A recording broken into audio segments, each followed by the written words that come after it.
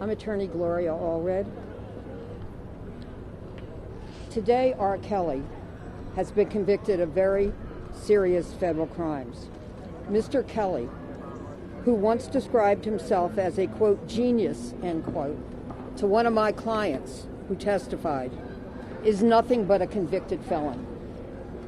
I attended this trial because I represent 3 of the 6 victims for whom charges were filed in this case and who testified at this trial. In addition, I represent 2 other key witnesses who testified and another victim, Jane Doe number 9, who was prepared to testify but was not called to testify. I have been practicing law for 47 years. During this time, I have pursued many sexual predators who have committed crimes against women and children. Of all the predators that I have pursued, however, Mr. Kelly is the worst for many reasons. First, he used the power of his celebrity to recruit vulnerable underage girls for the purpose of sexually abusing them. These were not May-October relationships, which is what his defense attorney wanted the jury to believe. These were crimes against children and some adults.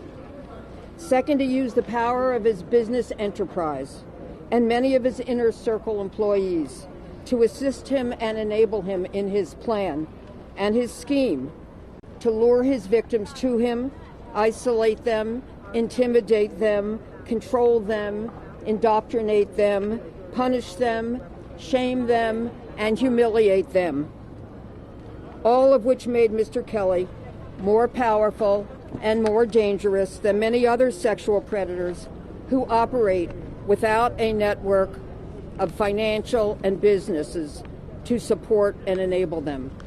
Third, the government proved that Mr. Kelly had genital herpes, that he knew that he had it, but failed to disclose it to his underage victims and adults, and that he failed to use condoms to protect them and lower the risk of contracting it.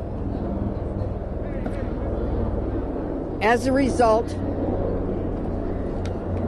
many of his victims contracted this sexually transmitted infectious disease from him and will be forced to suffer from it for the rest of their lives. Fourth, in many cases, Kelly, after grooming, isolating, and intimidating his child victims, recorded them being sexually abused and humiliated by him. He directed these videos and produced them, not only for his own sexual gratification, but in some instances for the purpose of using these videos to silence and threaten his victims with public exposure of these tapes if they ever revealed what he had done to them. These tapes were not sex tapes. They were child pornography, which is a crime. In their closing argument, the defense had the nerve to bring up the name of Reverend Martin Luther King Jr. What they failed to mention is that Martin Luther King Jr. said that, quote, "I have a dream that my 4 little children will one day live in a nation where they will not be judged by the color of their skin, but by the content of their character," end quote. That is what the jury did today. Based on the evidence, the jury must have concluded that the defendant, R.Kelly, was no Martin Luther King Jr. Instead, R.Kelly is a sexual predator who is guilty of very serious federal crimes. The defense should be ashamed of even mentioning the name of Reverend Martin Luther King Jr. in any discussion of R.Kelly, a dangerous sexual predator who has harmed so many women and underage girls. The defense also argued that Mr. Kelly treated his victims, quote, like gold, end quote, targeting them, recruiting them, isolating them from their family and friends, forcing them to follow his abusive rules in order to control them, punishing them if they did not follow his rules to the letter, hitting them, threatening them, sexually assaulting them, giving many of them genital herpes, and victimizing them by recording many of them on child pornography tapes, is not treating them like gold. R. Kelly thought that he could get away with all of this, but he didn't, because despite the fact that he thought he could control all of his victims, he was wrong. Many of his victims had the courage to speak up and tell their truth, under oath, in a court of law. I am very proud of my clients who agreed to testify in this case. I thank them for trusting me, law enforcement, and the jury to find the truth. My clients who testified fought through their fear and relived their painful experiences with R.Kelly and his enablers. R.Kelly's victims handled themselves with dignity and survived intense cross-examination by the defense. Because of their courage and the outstanding work of federal agents and prosecutors in this case, justice has been done. Let this be a message to other celebrities who also use their fame to prey on their fans and others who are unfortunate enough to come into contact with them.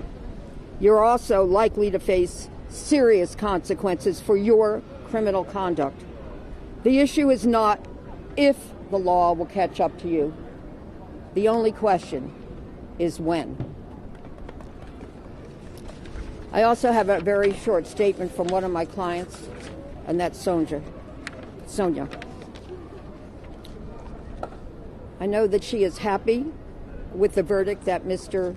Kelly has been convicted, and thankful that the jury listened to her and to the rest of the witnesses. She says, "I've been hiding from Robert Kelly in fear due to threats made against me, and I'm ready to start living my life free from fear and to start the healing process." I want to thank the jury for considering the evidence and truly listening to my testimony. I want to thank the U.S. Attorney's Office and the federal prosecutors in this case. Thank you for shining a light and helping me to get out from under that rock that I stayed under for far too long. Also, thank you to the federal agents who have listened to my story and for all that you have done to protect myself and others over the last 2 years. If you've been in a similar situation, I urge you to come forward as well. It will be like a weight lifted off of your shoulders. No one should have to live like that.